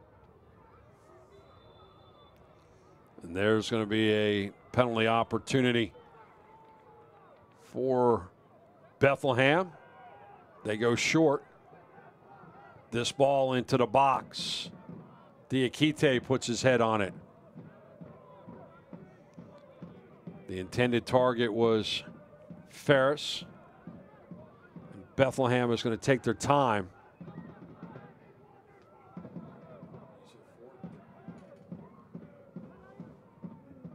Real surveying his options for Ferris. Knocked away. Real will do it again.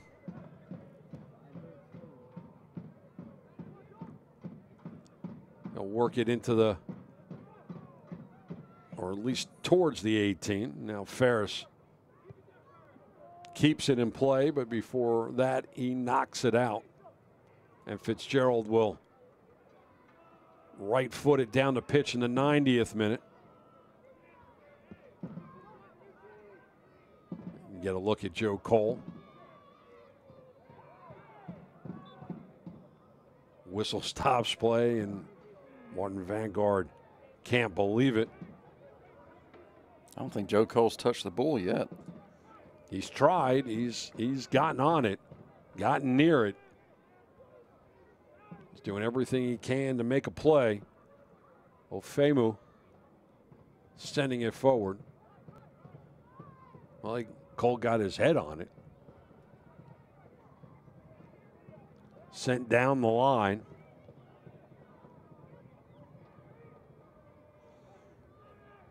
Fernandez bypasses Cole. We've got 4 minutes of added time for your viewing pleasure. 4 minutes remain in the Tampa Bay Rowdies season, as Bethlehem Steel, barring something absolutely bizarre, will be in the 5, the 6, or the 8th position in the East. Cole pulls up the brakes. Left foot centers, knocked away. Ball bent, sent back towards the final third. Vanguard. Guinzotti. Morel gets there. Ball is still loose, cleared out. Chambers wisely cleared it out. This is a really good save from McCarthy, but I think the flag went up for offside. I believe Taylor was behind the defensive line of Bethlehem Steel as the ball deflected off of Morel towards the goal. Leon not happy with that. And McCarthy will take his time. 1 minute gone by.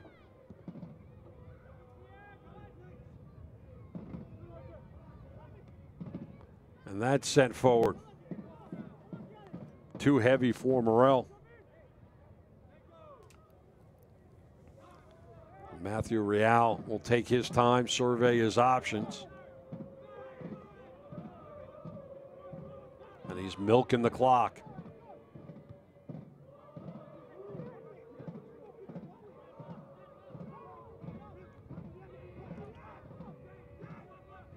Gorski for Cole.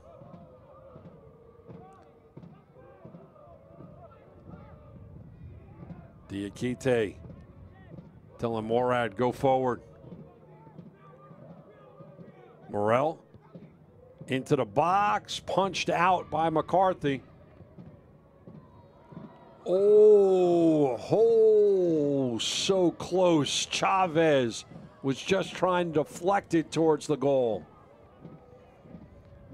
Morel putting it high in the air. It's punched out, and the rebound as a couple of different deflections. That one off of Taylor, and Chavez was just kind of flat-footed there. Just tried to put his body on it, and it goes wide left. He was onside as well. Mahoney keeping him on. Good ball in from Morel. Goalkeeper didn't deal with it very well. An unfortunate deflection for Rowdies fans that one went begging past the upright. Race to the corner. Taylor sending it for Fernandez, and he's well covered. Gorski, he's pushed well forward. Morel trying to get it into the 18.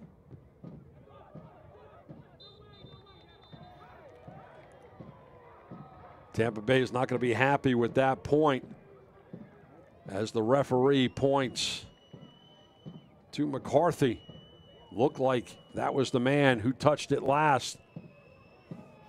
That was definitely a corner kick. Morel was hard done by that. Seconds left in this match, as McCarthy will send it forward with the right foot. Diakite puts his head on it. sent forward once again, and that is the ball game. And congratulations to Bethlehem Steel. You have earned your trip into the Eastern Conference playoffs. The only question that remains is, will they be in that 5th, 6th, or 8th spot? And North Carolina is officially eliminated. The season is over for the Tampa Bay Rowdies. They'll have some decisions to make during the offseason with their new ownership. But a very impressive performance tonight, Matt, by Bethlehem. They earned the 3 points. They earned their way into the playoffs. They were the better team from whistle to whistle. They did what was necessary. They got the block shots when they had to. They kept the efforts from the Rowdies from the outside and did a really good job when they had to. Were efficient in front of net when they had their chances. And they've moved up from 8th. They can't be 8th anymore.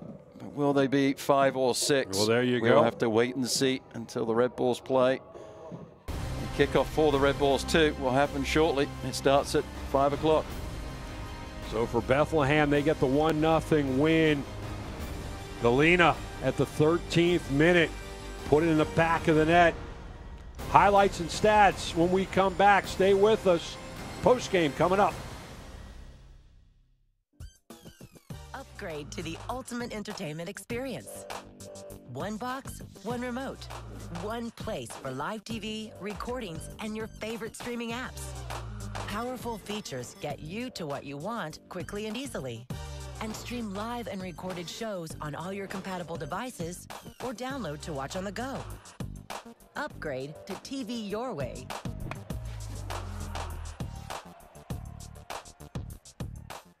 Lehigh Valley's largest selection of certified pre-owned vehicles is Rothrock's pre-owned outlet, serving the Lehigh Valley for over 57 years. Our world-class facility offers premium vehicles, including hundreds of factory-certified pre-owned. Next to new cars and trucks factory-backed and warranted for 100,000 miles. A 125-point certified inspection assures security and peace of mind. And Rothrock pre-owned always means big savings, with vehicles starting at only $2,900. Over 1,000 vehicles in stock and ready to roll. Rothrock, where the cars are. It can happen over time or in a snap. If joint or muscle pain has taken you out of the game, we can identify the root cause of your problem and develop a sport-specific treatment plan to get you moving again. Over 400 medical experts strong, the region's only nationally ranked program. That's Orthopedics in Action at Lehigh Valley Health Network.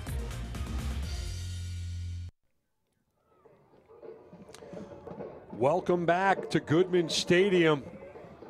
The home team gets the win. They punch their ticket into the playoffs. The only question will be, will they be in Charleston or will they be in Pittsburgh? Let's take a look at the highlights.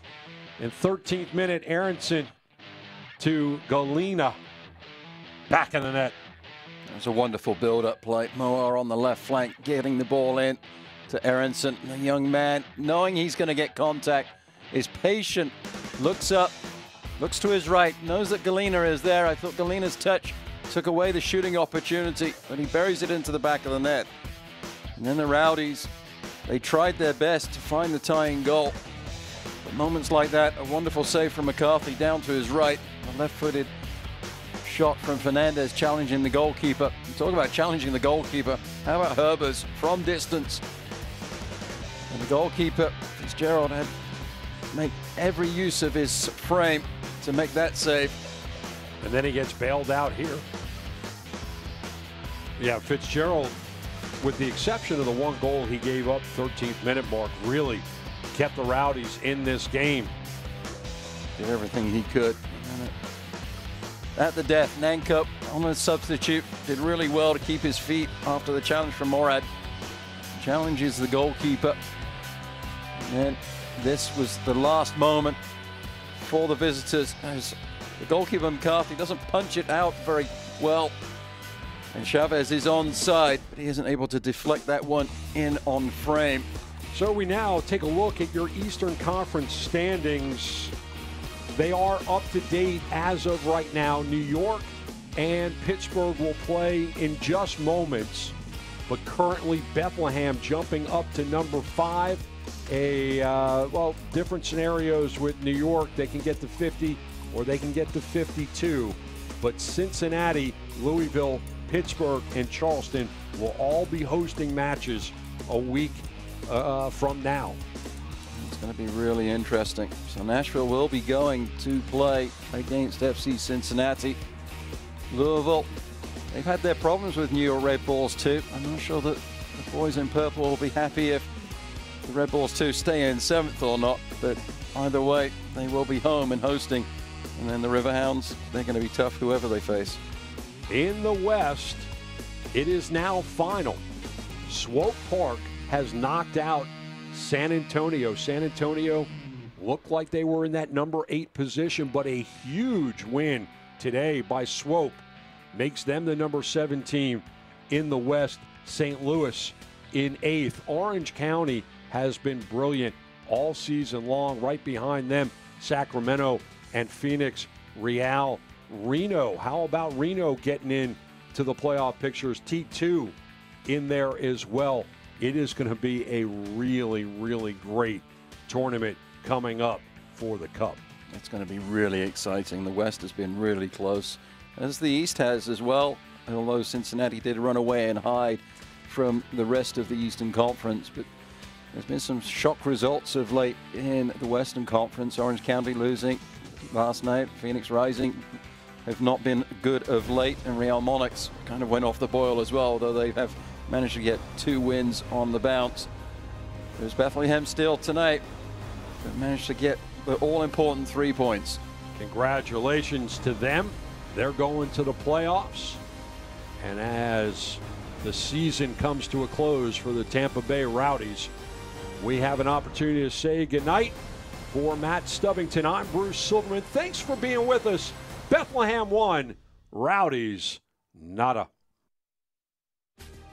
This copyrighted telecast of the United Soccer League may not be retransmitted, rebroadcast, or reproduced without the express written consent of the United Soccer League.